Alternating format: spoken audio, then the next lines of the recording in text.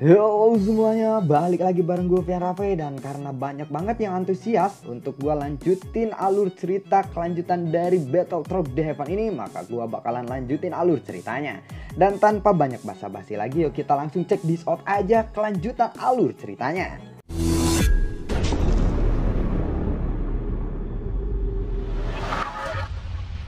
Di episode sebelumnya, Xiaoyan yang merencanakan untuk bergegas menuju makam iblis kuno. Sementara itu di aula kota Munyun ada seseorang pria paruh baya yang memimpin di ruangan itu. Pria paruh baya itu adalah Huayun, kepala pemimpin cabang Yijiao dari kota Denyun. Aku baru saja menerima beritanya. Hari ini tim pencari yang dikirimkan terdiri dari 2 orang anggota regu telah hilang di tengah pegunungan iblis, ucap dari Huayun. Seseorang ketua lalu berkata kepadanya, mungkin mereka diserang oleh binatang ajaib, ucap dari tetua itu. Jika mereka diserang binatang ajaib, seharusnya ada beberapa jejak yang tertinggal di sana. Tetapi di sana tidak ditemukan jejak apapun. Aku rasa mereka diserang oleh orang itu, ucap dari Huayun. Orang itu hanyalah pendatang baru, sedangkan kita berdua berada di tingkat menengah Kaisar Bintang. Jika mereka dibunuh oleh pria itu sungguhlah sulit untuk dipercaya, ucap dari penetua itu. Aku tidak akan membahas hal ini lagi. Segera kita tingkatkan area pencarian di pegunungan Tianmo. Jika kita melihat orang itu, maka dia harus segera disingkirkan dalam waktu yang singkat, ucap dari Huayun. Sementara itu di sebuah gua yang tenang, Xiaoyan sedang berkomunikasi dengan Zanlao. Zanlao, jadi keempat pilar cahaya ini adalah skill bertarung? Tanya dari Xiaoyan. Ya, tingkat skill bertarung setelah melampaui tingkat surgawi adalah Gongfa. Gongfa sendiri dibagi menjadi beberapa peringkat. Setiap peringkat dibagi menjadi tingkat primer, menengah, dan lanjutan. Kamu bisa memilih dari yang paling kanan dulu. Nanti aku akan membantumu untuk memodifikasi skill tempur di tubuhmu itu, ucap dari Zanlao. Xiaoyan lalu mengangguk. Terima kasih Zanlao, ucap dari Xiaoyan. Xiaoyan kemudian memberikan semua skill bertarung yang dia rasa bisa digunakan kepada Zanlao. Memodifikasi keterampilan bertarung ini juga membutuhkan waktu tertentu. Zanlao lalu meminta Xiaoyan untuk pergi ke sisi pelatihan skill bertarung dari sinar cahaya paling kanan terlebih dahulu. Di depan seberkas cahaya biru samar di paling kanan, Xiaoyan dengan hati-hati melihat ke dalamnya. Lalu sebuah gulungan berwarna merah memancarkan kekuatan yang aneh ada di sana. Apakah ini teknik bertarung yang melampaui surga? Tanya dari Xiaoyan. Xiaoyan lalu mengulurkan telapak tangannya dan meraih pilar cahaya itu. Pada saat Xiaoyan menyentuh cahaya itu, cahayanya telah menembus ke dalam tubuh Xiaoyan. Dan segala informasi segera membanjiri ke dalam pikiran Xiaoyan saat ini. Api yang menyala-nyala, sebuah nama masing-masing muncul di benak Xiaoyan. Pada saat ini pikiran Xiaoyan memunculkan gambar-gambar aneh. Dalam gambar itu seseorang pria tua berjubah hitam dengan rambut hitam panjang muncul di mata Xiaoyan. Xiaoyan tidak bisa melihatnya dengan jelas, tetapi sikapnya yang mengesankan mengejutkan Xiaoyan. Xiaoyan lalu memperhatikan bahwa pria berjubah hitam itu sedang memegang pedang. Dan pria itu sedang bertarung melawan orang-orang Haipo. Melihat pedang warna-warni yang dipegang oleh orang-orang Haipo, Xiaoyan terkejut apakah ada lebih dari satu pedang kuno yang berada di benua ini. Atau orang-orang Haipo yang sekarang adalah penguasa dari generasi sebelumnya. Pada saat ini pria berjubah hitam itu mengayunkan pedangnya dan tanah yang diinjak oleh orang Haipo tiba-tiba mendidih, memancarkan panas sehingga mereka tidak berdaya. Aku rasa ini adalah teknik yang benar-benar melampaui skill bertarung tingkat langit, ucap Xiaoyan yang melihat gambaran itu. Dia percaya bahwa suatu hari nanti dia bisa mencapai level itu. Tidak sampai di situ. Dia kemudian melihat di atas permukaan danau terlihat orang-orang Yizhao di sana. Sosok berjubah hitam perlahan mengangkat pedang raksasa berwarna-warni. Sosok berjubah hitam itu perlahan menghilang dan dengan cepat muncul di bawah air terjun. Sosok itu mengulurkan tangannya dan cahaya api dan pedang kuno di tangannya lalu bergejolak. Sosok itu lalu berteriak, "Pyroblast!" Suara gemuruh tiba-tiba meledak. Kemudian gelombang panas yang bergejolak menyambar ke seluruh lembah. Permukaan danau jadi meledak. Kilatan yang menyambar di seberang danau menciptakan gelombang air setinggi 10 meter yang menghantam ke air terjun. Buar. Pada saat ini arus air terjun telah terputus. Batu besar di belakang air terjun pun membentuk selokan yang menyebabkan air di danau pun surut, memperlihatkan dasar dari danau itu. Air terjun yang mengalir di atas tebing pun berhenti selama lebih dari 20 detik sebelum terus mengalir secara perlahan. Xiaoyan yang melihat itu, dia lalu berkata, "Jadi ini adalah kekuatan yang melampaui skill bertarung tingkat surga," ucap dari Xiaoyan. Setelah itu gambar di kepala Xiaoyan pun memudar. Matanya tiba-tiba terbuka.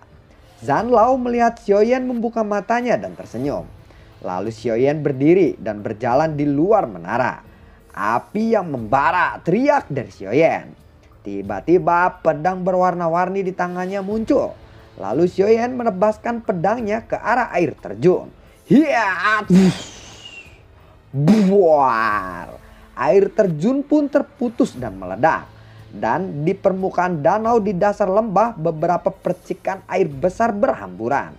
Sosok Xiaoyan perlahan turun. Dia masih tidak puas dengan kekuatan yang seperti itu. Tetapi tidak mungkin dia bisa menggunakan kekuatan sebenarnya dari pedang ini. Dia mungkin hanya bisa jika dia sudah menerobos ke Kaisar Bintang Kedua. Lalu Xiaoyan duduk bersila dan membentuk segel untuk memulihkan energinya.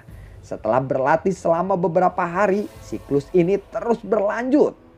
Jiwa kuat Xiaoyan pun menyapu sekelilingnya. Karena orang-orang Yizhou sedang mencari Xiaoyan saat ini, dia harus tetap waspada. Lalu mata Xiaoyan pun tiba-tiba terbuka melihat ke arah depan. Tubuhnya dengan cepat mundur, tetapi sebelum dia bisa bersembunyi, sosok orang di depannya cepat muncul. Melihat orang itu, Xiaoyan lalu berkata, "Orang-orang klan Xiao?" tanya dari Xiaoyan. Orang itu lalu berkata, "Xiaoyan, akhirnya aku menemukanmu. Aku punya sesuatu untuk didiskusikan denganmu. Aku Xiao Yong dari klan Xiao," ucap dari pemuda itu. "Xiao Yong? Oh, kamu ingin berbicara apa?" tanya dari Xiaoyan. "Aku mendengar bahwa saudara Xiaoyan adalah seseorang jenius dari klan.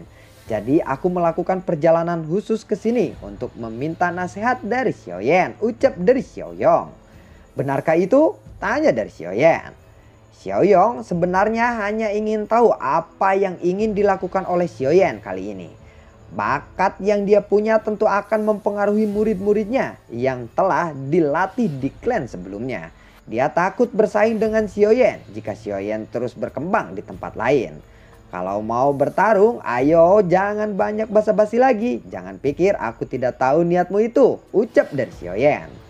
"Kalau begitu aku akan mengambil hidupmu hari ini," ucap dari Xiao Yong. Tetapi pada saat ini tiba-tiba ada beberapa sosok muncul di sekitarnya. Mereka adalah manusia iblis. Xiaoyan lalu berkata, "Yijiao, oh Xiao Yong, bahkan kamu telah bergabung dengan orang-orang Yijiao untuk mencariku. Kalian benar-benar bajingan. Hari ini akulah yang akan membunuh kalian," ucap dari Xiaoyan. Meskipun dia berkata seperti itu, Xiaoyan tahu di dalam hatinya bahwa peluangnya untuk menang sangatlah kecil. "Aku rasa kamu tidak akan sanggup untuk menghadapiku kali ini," ucap dari Xiao Yong. Dan orang-orang Yizhou berkumpul dalam sekejap untuk mengepung Xiaoyan. Xiaoyan terkejut dengan perubahan mendadak ini. Xiaoyan melihat sekelilingnya untuk sementara waktu. Dia tahu bahwa situasi saat ini bukanlah yang bisa ditangani dengan baik. Sepertinya dia harus bekerja keras untuk bisa lolos dari sini kali ini. Saat tubuh Xiaoyan hendak bergerak, cincin di tangannya tiba-tiba menyala. Sebuah cahaya keemasan meledak dari tangan Xiaoyan. Pilar cahaya keemasan menembak ke arah langit. Suara auman naga lalu terdengar. "Au!" Long Yan pun muncul dengan tubuh naganya. Lalu Long Yan menatap tajam ke arah Xiaoyong. Setelah itu dia segera melesat ke arah Xiaoyong. Xiaoyong lalu berteriak, "Ground Blast Gun!" Tombak emas di tangan Xiaoyong segera meledak. Serangan energi ditembakkan ke arah Long Yan saat ini. Buar! Serangan itu membuat Long Yan mundur beberapa langkah. Xiaoyan lalu berkomunikasi dengan jiwa Long Yan. "Long Yan, ayo kita pergi," ucap Xiaoyan di dalam hatinya. Xiaoyan lalu mengepalkan tangannya dan pedang besar pun muncul. Melihat itu, Xiaoyong lalu berkata, "Nah, aku akan memperlihatkan sekuat apa kekuatan Kaisar Bintang 2 kepadamu," ucap dari Xiaoyong. Tombak emas di tangan Xiaoyong melesat ke udara dan berubah menjadi selusin tinju energi besar yang menabrak ke arah Xiaoyan.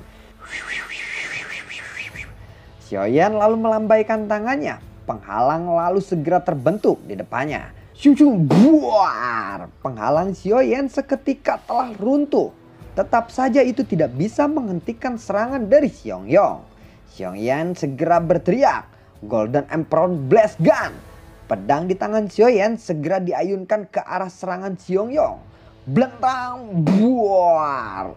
Melihat Xiaoyan dalam keadaan terdesak, Long Yan menggeram marah kepada Xiaoyong. Xiaoyong lalu melambaikan tangannya. Telapak tangan energi segera ditembakkan ke arah Long Yan. Buar! Tubuh Long Yan pun jatuh ke tanah. Melihat itu, Xiaoyan segera berteriak, "Long Yan!" Tangan Xiaoyan tiba-tiba mengepal dan api aneh tiba-tiba muncul di tangannya dan semakin membesar. Energi di sekitaran Xiaoyan pun tiba-tiba berubah. Api yang membara. Xiaoyan lalu berteriak dan pedang di tangannya pun muncul. Pedang itu memancarkan suhu yang sangat mengerikan. Lalu segel Xiaoyan berubah dengan cepat dan energi di sekelilingnya seperti pusaran. Buar! Xiaoyan sudah memukul keras saat ini ke arah Xiaoyong. "Xiaoyong, aku tidak akan mudah untuk kau bunuh," ucap dari Xiaoyan. Setelah itu Xiaoyan lalu melesat ke arah Xiaoyong lagi. Xiaoyong lalu menebaskan pedangnya dan ruangan di sekitarnya tampak terbuka seketika. Panas yang mengerikan pun langsung menyapu ke arah lembah. Buar! Ketika dua serangan itu bertabrakan membuat ledakan yang sangat dahsyat di lembah itu. Melihat tabrakan yang menghancurkan bumi itu, banyak murid Yi Xiao yang berada di dekatnya tiba-tiba terkejut dan melarikan diri. Long Yan yang menyadari Xiaoyan sedang berada dalam kelelahan, dia langsung mengangkat Xiaoyan di atas kepalanya dan dengan cepat bergegas menuju bagian dalam gunung Tianmo. "Xiaoyong, pertarungan hari ini kita sudahi dulu. Lain kali aku pasti akan membunuhmu," ucap dari Xiaoyan. Perubahan pada saat itu terlalu cepat hingga Xiaoyong tidak punya waktu untuk menjawab. Ketika dia pulih dari tabrakan serangan sebelumnya, Xiaoyan dan Long Yan telah lolos dari pengepungan itu. Melihat Xiaoyan telah berhasil lolos, Xiaoyong lalu berkata, "Ikuti aku." Dia berteriak kepada orang-orang dalam Yi Xiao. Kelompok itu tampak sangat patuh dan tidak berani mengabaikan sedikit pun perintah darinya. Dan dengan cepat melesat ke arah di mana Xiaoyan melarikan diri. Malam lalu menyelimuti bintang. Xiaoyan terus bergerak bersama Long Yan saat ini. Sosok yang tidak terhitung jumlahnya melesat mengikuti Xiaoyan.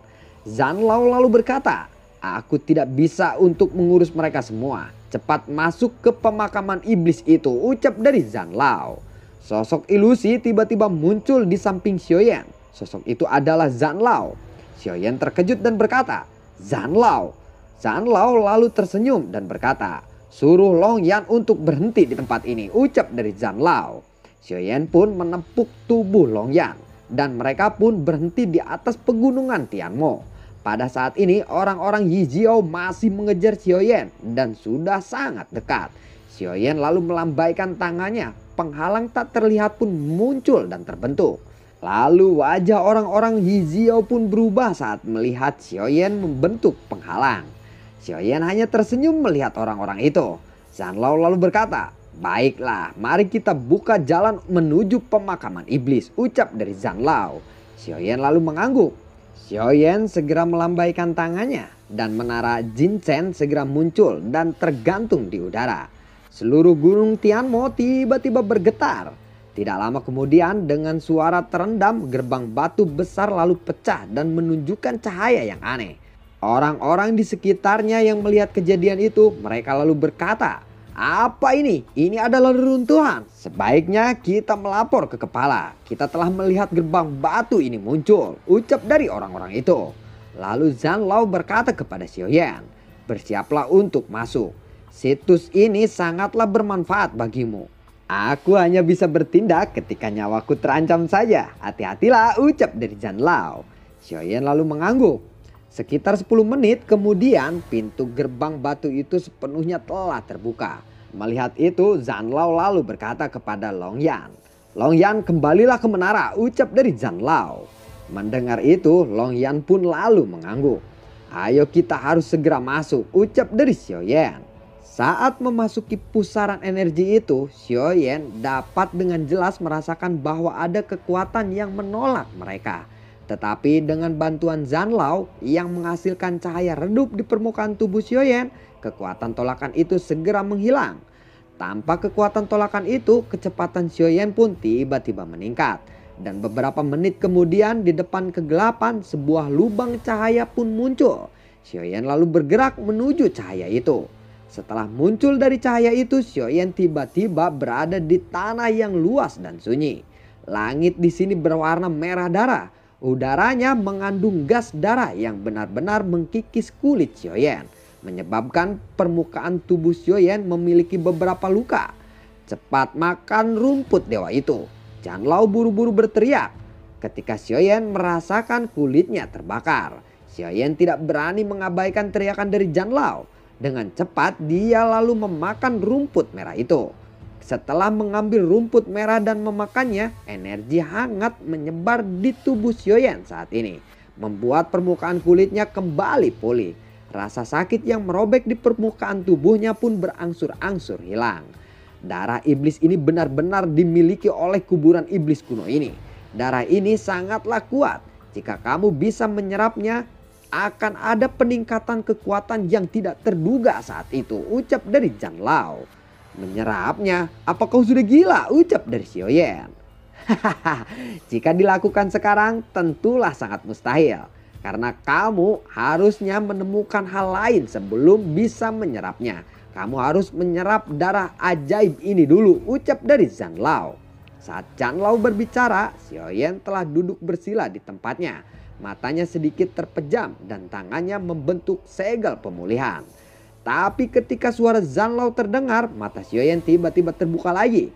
"Benarkah itu?" tanya dari Xiaoyan. Mendengar itu Zanlao lalu berkata, "Nanti kamu akan tahu kapan saatnya tiba." Xiaoyan lalu sedikit tersenyum mendengar itu.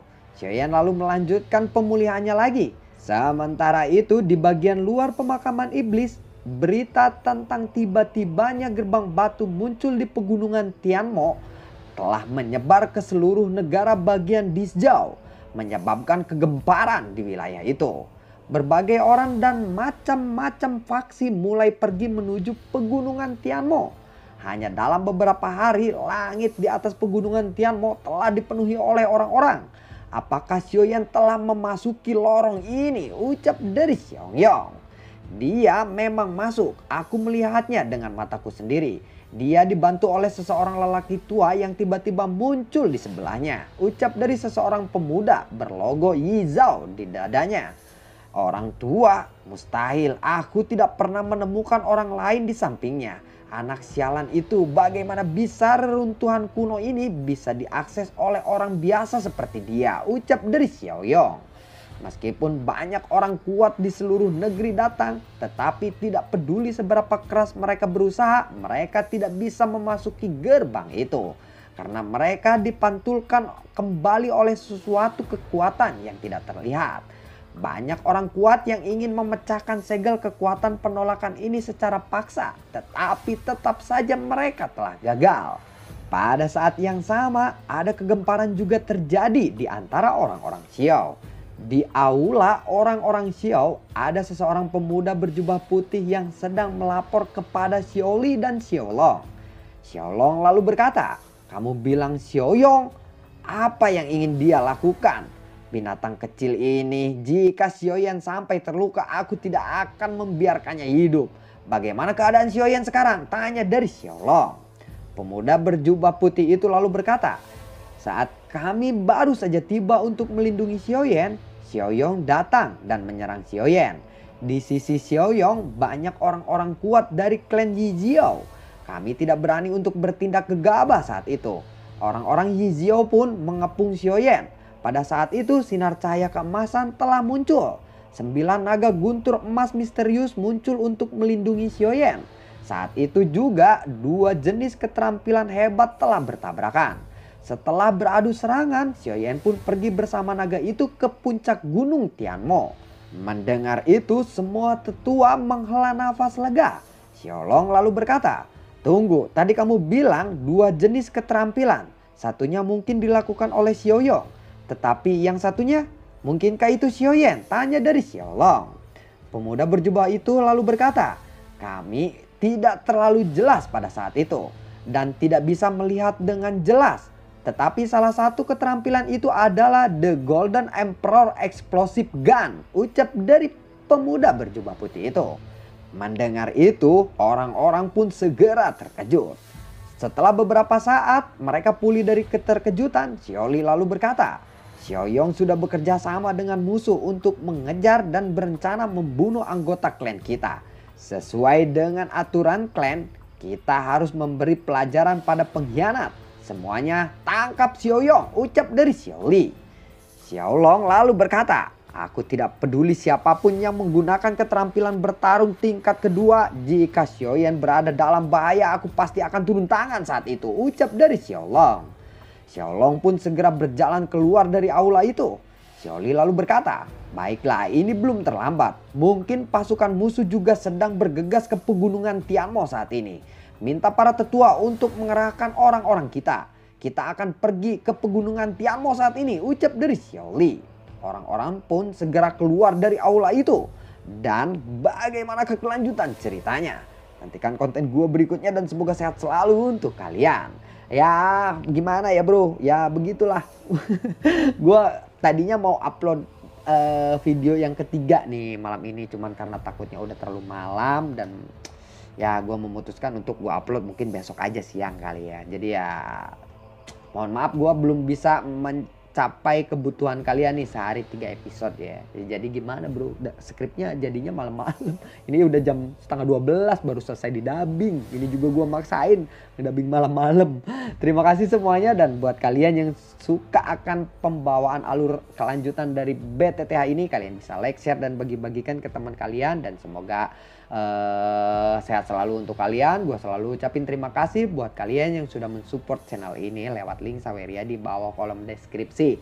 Dan gue tidak lupa untuk selalu berterima kasih buat kalian yang sudah mendukung channel ini dari awal hingga akhir. Dan semoga sehat selalu untuk kalian. Sampai jumpa dan assalamualaikum. Dadah.